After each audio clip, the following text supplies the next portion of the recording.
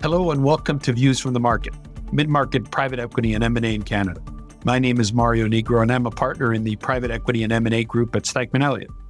For today's podcast, I'd like to welcome our special guest, Sandro Mina. Sandro is the founder and managing partner of Relay Investments. Sandro, thank you for joining us and welcome. Thank you, Mario. I'm very excited to be here with you. Sandro, I'm excited to have you on our podcast. You have a rich history with Relay, and it's a great story, and I want to tell that story to our listeners. But before we do that, why don't we start by talking a little bit about you, a little bit about your own history, and then we'll switch over to talk about Relay. Absolutely. So I'm born and raised in Europe, started out life in Sweden, and made my way down towards Italy and studied engineering at Imperial College in London. And then worked in Switzerland for 5 years, 3 at the United Nations and 2 years in sales support. And I had a close friend, Martin Stieber, who we met when we were teenagers. He followed a very similar path. He has Canadian ties, which I know you've run into him over the years. He ended up, after Imperial, ended up at Bain Consulting. And at some point, he reached out and asked whether I had an interest in going to business school and to Stanford in particular. And the idea sounded interesting and compelling. And so the two of us applied. We only applied to Stanford, and we both were lucky enough to make our way in. And in the first year, I think we were just very excited to be at Stanford. Search funds, they were in their infancy. They were not talked about, neither coming into Stanford nor in their first year. We spent our summers at Goldman Sachs thinking that maybe banking would be a good fit for us coming out of business school. And then in our second year, I applied to one of the most popular classes at the time, which was Eric Grossbeck's class on search funds. He had that one class, and that was the only search fund class at that time. And I was enthralled. He convinced me, and by second hand, convinced Martin as well to launch into search when we graduated.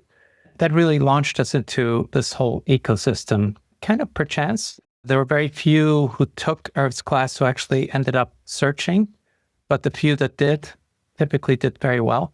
And I remember vividly, one of the alternatives was to go into more of a startup type opportunity coming out. And the success rates were pretty much flipped. 80% of startups failed, 80% of search funds succeeded. So it seemed pretty clear to us that that was the path we should take. We ended up with a third partner, another European, a Swedish guy, and 3 of us ended up buying 3 companies in the 90s after graduating. All 3 of them went from good to great outcomes. And on the backs of those exits, we pivoted our entity into a traditional buyout fund. But I started investing more as a hobby than anything else in other searchers who reached out to me in those years after our exits. And Martin actually moved back to Europe a number of years. And when he came back, and this is moving now into Relay a little bit, but when Martin came back, he and I decided to pivot our PE entity back into search. And so we created a new fund, this time called Relay Investments, the one where I'm in now.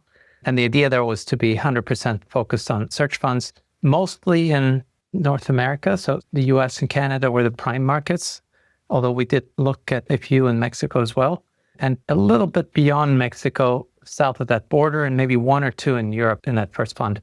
Once Relay got off the ground, Europe started getting off the ground as well. And so in our second fund, we're now into our third, but in our second fund, we had a growing interest in Europe to the point where a few years ago, we launched a European fund, the European partners based on the ground in Europe, covering the European search fund ecosystem, which we're still obviously active in through to the US entity. Unfortunately, Martin ended up with some health issues back in around 2019, 2020.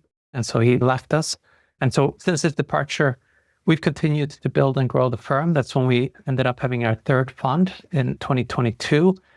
We've added to the team. There's now 6 of us on the investing side, another 2 on the admin side, and continuously looking for ways to improve both our presence as well as what we give back to the industry.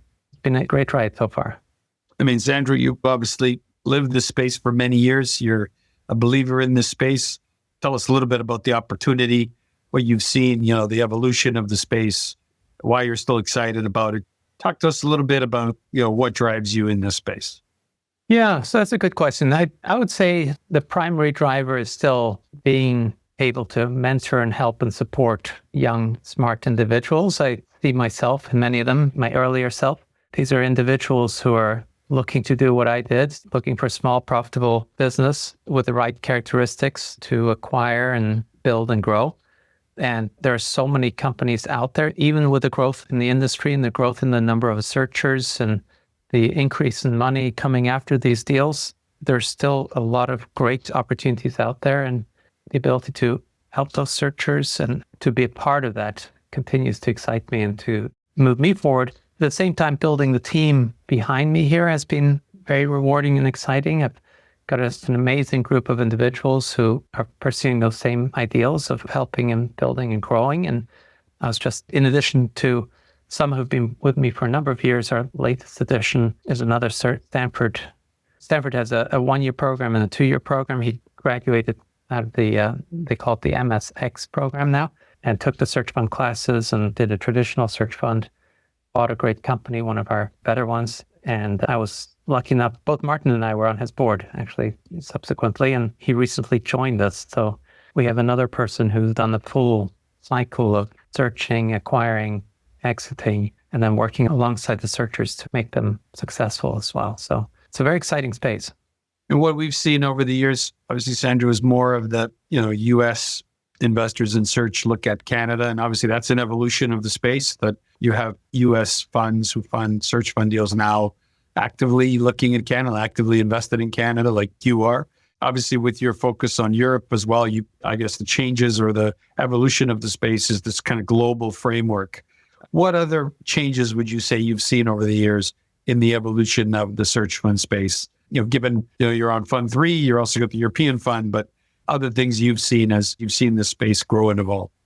Yeah. Before I answer that, I just wanted to also, interestingly, when the first Canadian searchers came to us, and I would say generally Canadians have done very well, both Canadians in Canada as well as Canadians in the US. We're always very excited to be partnering up with Canadian searchers.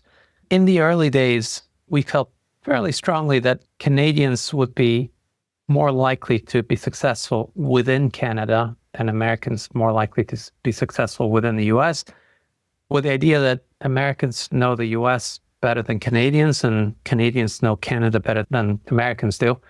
And then, of course, we missed out on a few great opportunities where a Canadian searcher bought something in the US or an American bought something. It would just, so now we view it's one of the few bilateral or by-country setups where we feel there's really no distinction. Someone who's a great searcher in Canada, whether they buy in Canada or in the US or vice versa, it's likely to work out. So that's an aside. On the other part of it, what we've seen over the years, there has been a lot of change. I'd say the early change was initially, it was very hard to raise a search fund. Searchers, including us, we had no idea who the investors were.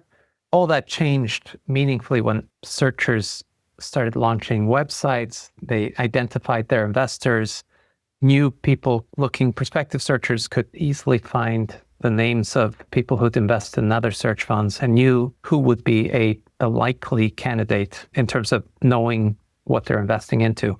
Because it is somewhat of an unusual setup. And when I talk to people who've never heard of search funds, the idea of backing someone with absolutely no experience in running a business to acquire a small company and build and grow it just seems inconceivable, even with the statistics that are clearly out there. But so that was a big change. After that, I'd say things didn't change much until all of a sudden accelerators started coming out. Well, I'd say there are two things. There was accelerators and there was interns. Interns changed a lot of things in that in the early days, it was hard to launch a search on your own. You really needed a partner. It's a lonely journey on your own. And if you're really totally on your own, and with a partner, it makes it easier. There's two of you, you can build yourselves up when things are not so great. And with interns, individuals could launch a search fund and successfully acquire and build a small business. I'd say that was one part of it. And then the second part that came after that was, in addition to the traditional search fund model and a growing interest in self-funded searchers that was pushed initially primarily from HPS. There was a third prong out there, which was the accelerators, where you could raise a search fund with one investor and have a lot of the infrastructure already set up for you. Very easy, but a difference. You're basically working for a PE fund as opposed to working to some extent for yourself. And then I'd say most recently, the latest change has been these what are called holdcos, or long-term hold vehicles, where a searcher or two searchers, instead of raising a traditional search fund to acquire a company that they'll run themselves, they're raising money to acquire several companies over several years, not necessarily running them, more like a PE fund, with the search fund being the PE fund in a way. And so there's been a lot of change. And I think what's helped all that change has been all the new money coming in. I think the Stanford study over all these years has shown that this is a good place to invest your money, and the consistency of those returns have encouraged more and more people to jump into it, have encouraged more and more journalists to write about it, have encouraged more and more successful searchers to tell their buddies about it. It's just grown dramatically. It's become maybe too easy to raise a search fund now, from maybe being too hard in the early days. And the result of that has been we are starting to see lower closing rates, and closing defined as you back a searcher and that searcher actually acquiring a company or closing on a company versus moving on and ending up without a business. And so those are some of the things we're seeing. In Canada, Sandro, we've seen the growth in the space, but it's kind of played out in a different way. And I want to get your thoughts on this, because I'm sure you've seen more of these type of opportunities in Canada, because the traditional space in the US has really exploded. And then obviously there's less opportunities for Canadians to raise a traditional search fund, which has meant more opportunities or more people kind of looking directly at self-funded as their path, because they kind of say, look, traditional is getting hard here because it's, the US investors have so much opportunities with people at home that they don't need to go to Canada or look for searchers outside of the US or outside of the key business schools where most come from. And that's led to the huge growth of the kind of self-funded, call it independent sponsor. It's getting all kinds of different variants. But I'm curious your thoughts on the self-funded space. Are you active in it? Are you interested in it? Is it a place where you'll do deals? What do you think about that growing, you mentioned it, the growing presence of kind of these self-funded searchers in the marketplace and the impact of that? Yeah, so to answer one of your questions first, yes, we do invest in self-funded searchers occasionally. Our priority, as you can imagine, is first our own searchers. And next, I would say, is traditional searchers that we're not backing, but that come with great recommendations from their investors, whom we typically know very well over all these decades. And then thirdly, a self-funded searcher whom we typically don't know much about, and they don't have people who've been backing them who can give them the types of references that we can get from others. Having said that, if they come across strong or if they have some good references of people that we happen to know, and they signed a letter of intent with a good, solid business, we have participated in those. I would say, even though it's probably hard in Canada, or maybe harder in Canada, to raise a traditional search fund, I think for those who push through, the benefits are there. I do believe strongly. We actually did have a self-funded search back in the day. We were 3 Europeans. We were 3 instead of 2. We weren't traditional. And this was before the internet gave us any indication of who might be an investor. We didn't have Rolodexes with that kind of money in Europe. We didn't have that kind of Rolodexes with that kind of money in the US. And so we ended up with a model where we did some consulting projects. Since there were 3 of us, we could divide and conquer a little bit. Initially, we were 4 of us even. And so we were able to make that happen. But what we lost out on was individuals who could guide us. And when we did have our first signed letter of intent, we did not have a group of investors who knew us, who were ready to jump in, who were ready to, it's sort of a captive audience to invest in our deal. And as a result, that first deal we acquired, we ended up with 1 large investor, a PE investor, instead of the traditional 12 to 15 investors back then. Whereas the second and third companies did have the traditional group of 15, in our case, each, with a good percentage of traditional investors whom we had gotten to know over the years by that time. And it was a huge difference. I mean, the boards were different. We had boards of diverse individuals that we had kind of brought in and encouraged to come in. Whereas in that first deal with a private equity investor or one big investor, the board was pushed on us. And in their case, it ended up being a good investment for all, but it ended up being a shorter term investment because the one owner wanted an early exit, which is great in terms of IRR, but not so great in terms of our carried interest. So to the extent that when you talk to prospective searchers who are wondering whether to go the self-funded route or the traditional route, I would always encourage them to do their best with the traditional first. And then if they just can't at that point, I do think searching is better than not searching. At least that was my experience. Sandro, where do we go from here? I mean, the space keeps growing. There's, like you said, more capital, more searchers, more funds, more deals. You're obviously all in when Relay's growing in the space. So you're a believer in it. Where do you think this space grows? Some people say it'll reach a cap in the sense of quality or just ability to find good deals. What is your perspective on where this space goes?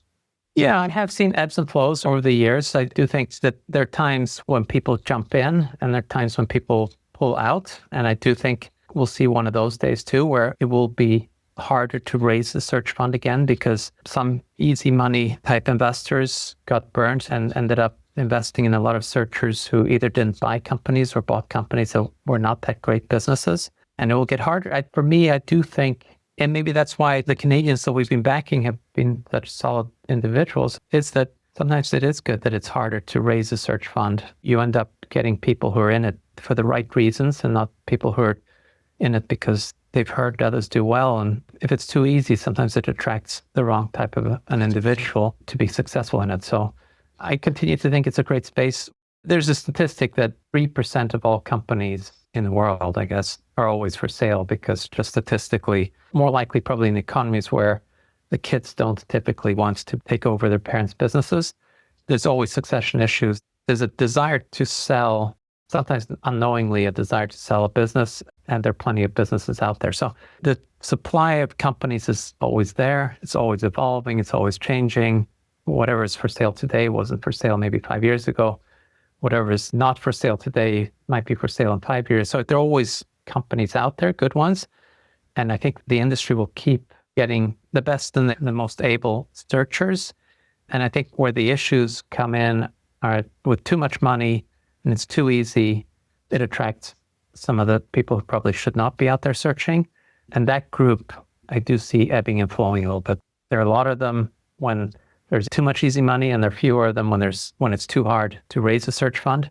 And so I don't see the space changing too much. I do think there's similarities with the venture capital industry a little bit, where the players who have the deepest experience, I guess, who've participated in the most deals, who are thoughtful about it, who are helpful, who are real partners to the principals, to the searchers in our case, they will continue to be out there and successful. And there are a lot of VC funds who have come and gone because they just couldn't provide the value that's needed and required, or in the good times, it was too easy to invest in startups in this case, or in search funds for us. And that the VC industry is not going away, and nor is the search fund industry. Sandro, I want to thank you for joining us. It's been great to learn more about you, more about the great success of Relay, and also the evolution of the search fund space. So thank you for joining us. Thank you, Mario. This has been great. Appreciate it. Thank you for tuning in to Views from the Market. Stay updated with the latest episodes by subscribing wherever you find your podcasts or visiting Stikeman.com/viewsfromthemarket.